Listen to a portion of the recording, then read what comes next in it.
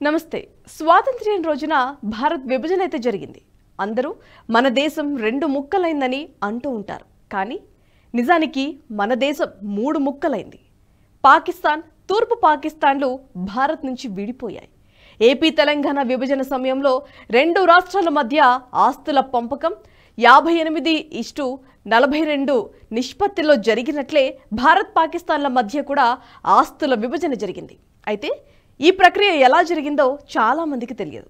ఇందులో ఎవరెవరు కీలకంగా ఉన్నారు, మహాత్మా గాంధీ పాకిస్తాన్కు ఇవ్వాల్సిన నిధుల కోసం ఎందుకు దీక్ష చేశారు, చివరికి ఆ నిధులు ఇచ్చారా లేదా అనే విషయాలు చాలా మందికి తెలియవు.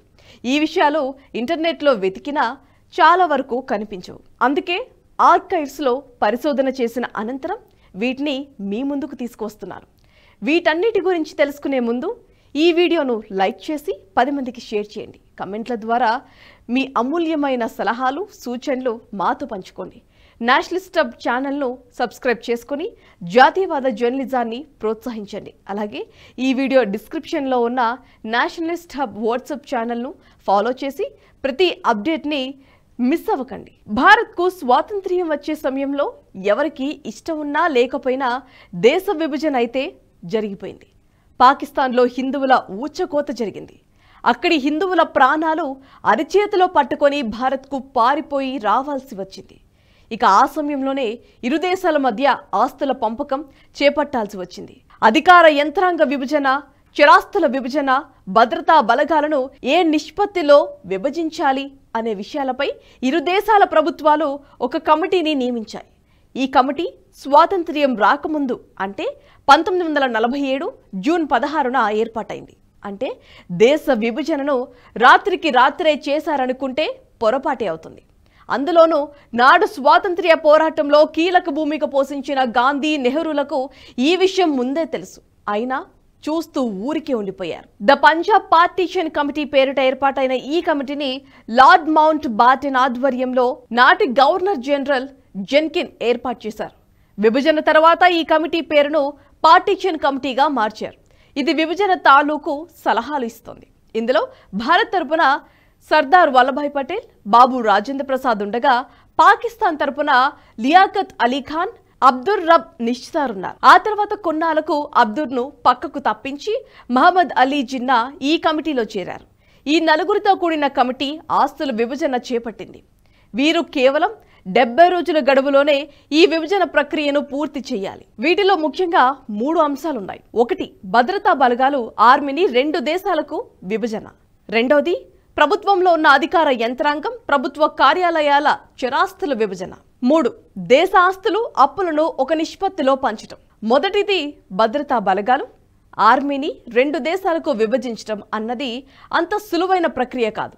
కొన్ని గణాంకాల ప్రకారం దేశ విభజన సమయంలో భారత్ సైన్యంలో దాదాపు 3 లక్షల మంది జవాన్లు ఉన్నారు. వీరిలో ఎక్కువగా హిందువులు, సిక్కులు ఉండగా ముస్లింలు కూడా గణనీయ సంఖ్యలోనే ఉన్నారు. మొదటగా దేశంలోని బెటాలియన్లను విభజించి పాకిస్తాన్కు కొన్నిటిని అప్పగించాలని నిర్ణయించినా అది పూర్తి స్థాయిలో సాధ్యం కాలేదు. ఇందుకు కారణం పాకిస్తాన్ ఇస్లామిక్ రాజ్యాంగ ఏర్పాటైంది కాబట్టి అనివార్యంగానే తమకు ముస్లిం సైన్యం కావాలని పాకిస్తాన్ కోరింది. దీంతో పాకిస్తాన్ అడిగినట్లే ముస్లింలను ఎక్కువ సంఖ్యలో పాకిస్తాన్కు ఇవ్వాల్సి వచ్చింది. నాటి విభజనలో 2,60,000 మంది భద్రతా బలగాలను భారత్కు కేటాయించారు. ఇక ఇందులో ఎక్కువ సంఖ్యలో హిందువులు, సిక్కులున్నారు. అదే సమయంలో 1,40,000 మందిని పాకిస్తాన్కు కేటాయించగా అందులో ఎక్కువ మంది ముస్లింలు ఉన్నారు. అంతేకాదు, ఈ భద్రతా బలగాల విభజనలో నాటి గూర్ఖా రెజిమెంట్ను భారత్, బ్రిటన్ మధ్య విభజించాల్సి వచ్చింది. దీన్ని కూడా ఈ కమిటీనే పూర్తి చేసింది. ఇక 2వది, ప్రభుత్వంలో ఉన్న అధికార యంత్రాంగం, ప్రభుత్వ కార్యాలయాల చిరాస్తుల విభజన. భారత్, పాకిస్తాన్ల మధ్య అధికారుల విభజన, అధికార యంత్రాంగం విభజన అన్నది కమిటీకి పెద్ద సమస్యగా మారింది. ముఖ్యంగా విభజన సమయంలో ఏర్పడిన తూర్పు పాకిస్తాన్లోనే ఎక్కువ మంది పనిచేయడానికి ఆసక్తి చూపారు. నాటి పాకిస్తాన్తో పోలిస్తే బెంగాల్ ప్రావిన్స్ బెటర్గా ఉండటంతో అందరూ అక్కడ పనిచేయటానికి ఆసక్తి అయితే చూపారు.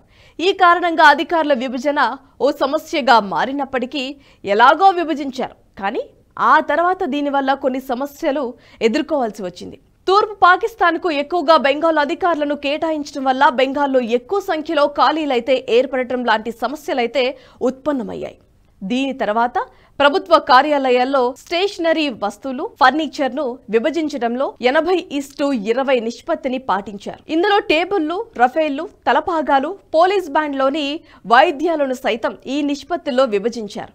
ఈ విభజనలో చిన్న చిన్న సమస్యలు ఎదురైనా సజావుగానే సాగింది. కానీ అప్పటి వైస్రాయ్ ఉపయోగించే బంగారు పూత పూసిన గుర్రపు బగ్గీని ఎవరికి కేటాయించాలనే దానిపై వివాదం చెలరేగింది.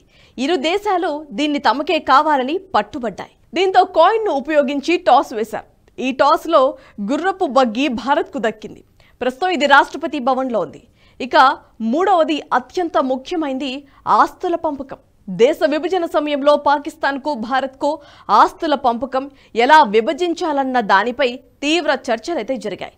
అయితే ఇది సంపూర్ణ స్థాయిలో జరగలేదు. అనేక వివాదాల నడుమ ఈ పంపకాలు జరిగాయి. ముఖ్యంగా రెండు దేశాలకు ఉన్న ఆస్తులు, అప్పులు ఎన్ని అన్న విషయంపై సరైన లెక్కలు లేకుండానే ఈ విభజన జరిపారు. విభజన ఒప్పందం ప్రకారం పాకిస్తాన్కు 17.5% ఆస్తులను కేటాయించాలని నిర్ణయించారు. దీన్ని దాదాపు పూర్తి చేసినా ఇంకా కొన్ని ఇబ్బందులు నెలకొని ఉండటంతో విభజన జరిగిన తర్వాత కూడా పశ్చిమ బెంగాల్లోనూ, పాకిస్తాన్లో అక్కడక్కడ ఇరు దేశాల కరెన్సీ చెల్లుబాటులో ఉండేవి. ఈ ప్రక్రియ దాదాపు 5 ఏళ్లు కొనసాగింది. దీంతో పాటు భారత్ పాకిస్తాన్కు 75 కోట్ల రూపాయలు చెల్లించాలనే ఒప్పందం ఉంది. ఇందులో 20 కోట్లను అప్పటికే భారత్ ప్రభుత్వం చెల్లించింది.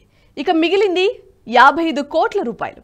దీన్ని చెల్లించే సమయంలోనే 1947 అక్టోబర్లో కాశ్మీర్ను పాకిస్తాన్ ఆక్రమించుకుంది. దీంతో ఆ ప్రాంతాన్ని ఖాళీ చేయకపోతే మిగిలిన 55 కోట్ల రూపాయలు ఇచ్చేది లేదంటూ నాటి హోంమంత్రిగా ఉన్న సర్దార్ వల్లభాయ్ పటేల్ భీష్మించుకొని కూర్చున్నారు. పాకిస్తాన్ తన దుందుడుకును ఆపి పీఓజేకేను వదిలి వెళ్తే తప్ప ఈ డబ్బును ఇచ్చేది లేదని తేల్చి చెప్పేశారు. ఈ విషయంలో తాను తగ్గేది లేదని స్పష్టం చేశారు. 55 కోట్ల రూపాయలు అంటే అప్పటి కరెన్సీ విలువ ప్రకారం అది చాలా ఎక్కువ. నాటి పరిస్థితులను బట్టి ఈ నిధుల కోసం పాకిస్తాన్ కాశ్మీర్ను ఖాళీ చేసినా చేసేది. అందుకే సర్దార్ వల్లభాయ్ పటేల్ కూడా ఈ విషయంలో వెనక్కి తగ్గలేదు. కానీ గాంధీ అందుకు ఒప్పుకోలేదు. ఒప్పందం ప్రకారం ఈ నిధులను పాకిస్తాన్కు ఇవ్వాల్సిందే అని పట్టుబట్టారు. అయినా పటేల్ ఒప్పుకోకపోవడంతో ఢిల్లీలో నిరాహార దీక్షకు దిగారు. పాకిస్తాన్ కాశ్మీర్లో చొరబడినా దాన్ని సాకుగా చూపకూడదని, ఈ డబ్బును ఇచ్చి తీరాల్సిందే అని పట్టుబట్టారు. దీంతో చేసేదేమీ లేక చివరికి జనవరి 15 నాటికి భారత్ ప్రభుత్వం ఈ డబ్బును సైతం చెల్లించాల్సి వచ్చింది. మొత్తానికి రెండు దేశాల మధ్య అనేక వివాదాలను ఈ విభజన కమిటీ పూర్తి చేసింది. కొన్ని కేటాయింపులు అసంపూర్తిగా జరిగినా, ఇరు దేశాలు కొన్ని ఇబ్బందులకు గురైనా విభజన కమిటీ సాధ్యమైనంత మేరకు ఈ ప్రక్రియను పూర్తి చేసింది. ఈ కమిటీ చేసిన విభజన ఎలా ఉంది, మీకు నచ్చిందా లేదా అనే విషయాలపై మీ అభిప్రాయాలను కమెంట్ల ద్వారా చెప్పండి. ఈ వీడియో మీకు నచ్చినట్టయితే లైక్ చేయండి, 10 మందికి షేర్ చేయండి. అలాగే కామెంట్ల రూపంలో మీ అభిప్రాయాలను మాతో పంచుకోండి. Nationalist hub group of channels ను సబ్స్క్రైబ్ చేసుకుని తెలుగునాట జాతీయవాద జర్నలిజాన్ని ప్రోత్సహించండి. ఈ వీడియో కింద ఉన్న బెల్ ఐకాన్ పై క్లిక్ చేయడం మర్చిపోవద్దు.